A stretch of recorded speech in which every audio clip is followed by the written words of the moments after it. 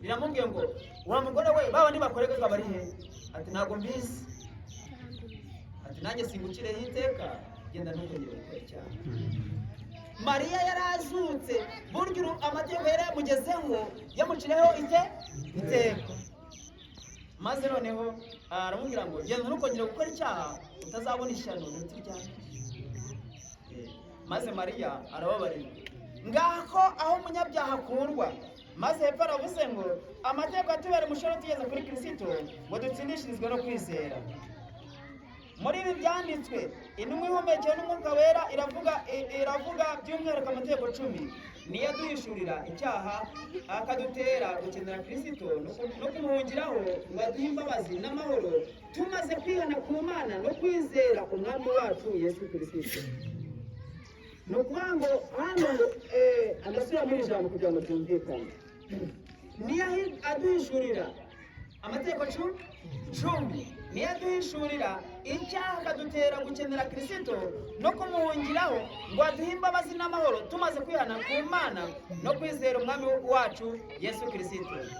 Kwanga kureka ibitekerezo bipfuye no kwakira ukuri bisobanura mu buryo bwagutse ukurwanwa ubutumwa bw'Uwiteka bwatangwaga na Wagoneri na Jonas bahuye nako Minneapolis. Iyo ntambara Satani yahagurukije yamushoboje kuvutsa abantu bacu imbaraga idasanzwe y'Umwuka Wera. Ntabwo Satani ashaka ko ubwami bw'Imana bwongera gutura mu muntu, ashaka ngo abantu bakomeze b'inzererezi. Maze igihe cy'urubanza igihe cy'imbabazi kirangire, igihe cy'imbabazi kizaba kirangiye, ngo Satani azakomeza kubwira abantu b'Imana yuko hakiri igihe cyo kwihana. Maze noneho hano baravuze ngo nibyo byakozwe mu mwaka w'1888 i Minneapolis. Maze abantu bavuka agakiza k'Imana, aribo Abadiventiste umunsi wa karindwi. Babwira ko bazamara imyaka 100. Imyaka 100 irarangira. Abo bari bahawe imyaka 100, tumaze imyaka iri kugera muri 42. Isashimwe. Nta kintu cyabiteye nuko abantu ngo banze kwakira Umwuka Wera, kandi kwakira Umwuka Wera no guhabwa amategeko n'imbabazi by'Imana kongera gutura mu muntu. Uko Umwuka Wera niwo wongera kugarura ubushisho y'Imana mu muntu.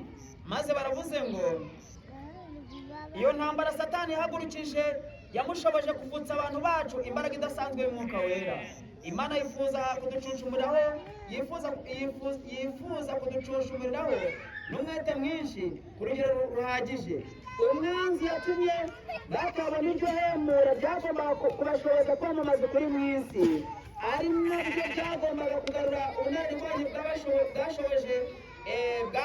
bwashobojwe n'intumwa nyuma ya Pentekote.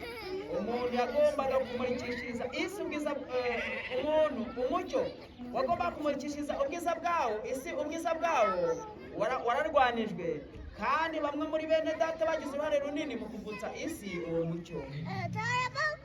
Maze abantu nukuvuga ngo Satani uko arwanije Adamu muri Edeni ni nako yakoze mu cyama ku Bisirayeli, ni nako yakoze nanone ku Badiventiste umunsi wa karindwi cyama 888, ni nako akiri gukora n'ubu ngubu. Ari kwizeza abantu yuko n'ibice amategeko y'Imana bazaba amahoro.